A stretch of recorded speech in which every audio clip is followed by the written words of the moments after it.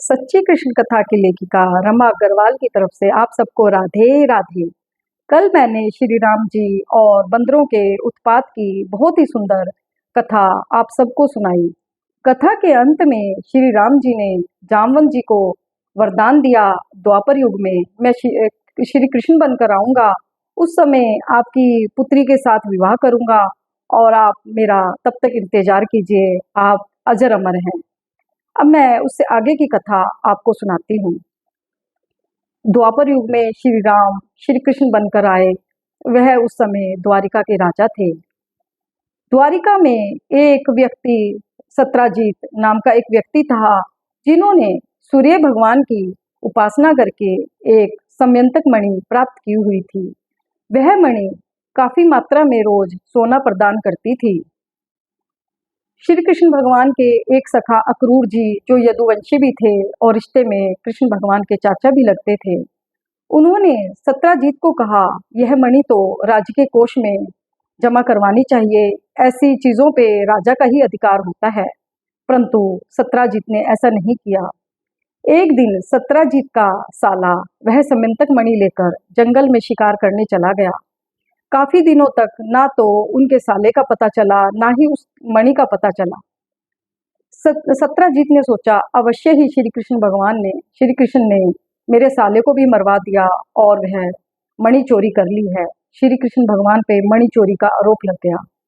श्री कृष्ण भगवान वह कलंक मिटाने के लिए जंगलों में निकल पड़े। जंगलों में घूमते घूमते एक जगह उन्हें शेर के पंजों के निशान दिखाई दिए, जैसे वह किसी व्यक्ति को घसीट कर कहीं ले जा रहा हो। वह उस निशान की तरफ चलते रहे। वह निशान एक गुफा में जाकर खत्म हो रहे थे। श्री कृष्ण भगवान उस गुफा के अंदर चले गए।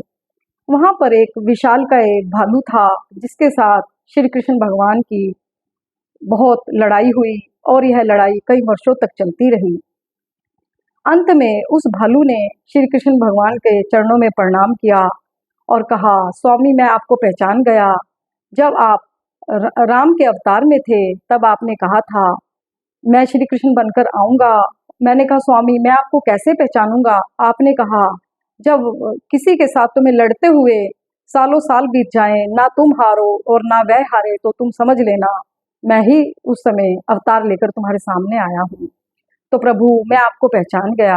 अब श्री कृष्ण भगवान ने उन्हें अपने असली भगवान वाले दर्शन दिए।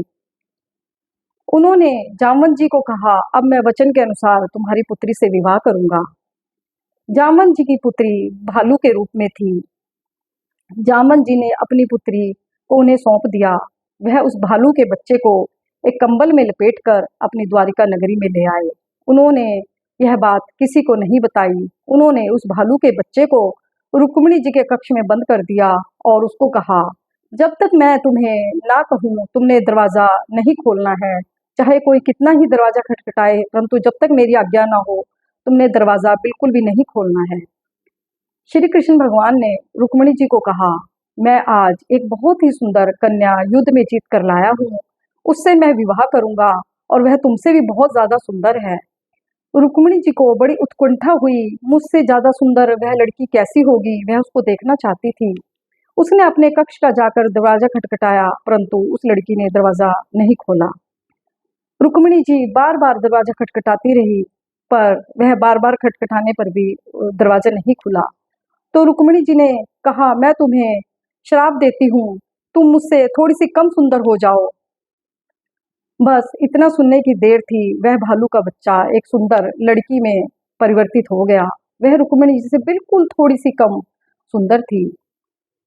रुक्मिणी जी बहुत ही रूपवान थी और उस भालू के बच्चे जिसका नाम जामवंती था, जामवंत जी की पुत्री थी, इस कारण उनका नाम जामवंती था, वह बिल्कुल थोड़ी सी ही रुक्मिणी जी से कम रूपवान थी।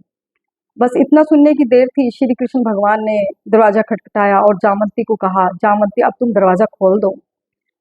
श्री कृष्ण भगवान जामवंती जी को रुक्मिणी जी का आशीर्वाद दिलवाना चाहते थे। वह उनको एक सुंदर कन्या के रूप में परिवर्तित करवाना चाहते थे। अब जामवंती एक सुंदर कन्या के रूप में बदल गई। श्री कृष्ण भगवान ने द्वारिका में ही जामवंती जी के साथ विवाह किया। इस तरह उन्होंने अपने भक्त जामवंत जी की इच्छा पूरी की।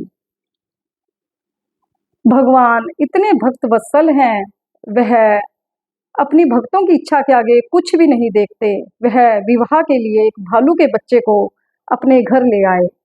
देखिए हमारे प्रभु कितने दयालु हैं। ना जाने दया निधि किस गुण पर रीझ जाते हैं। बोलिए श्री कृष्ण भगवान की जय। जय जय श्री राधे।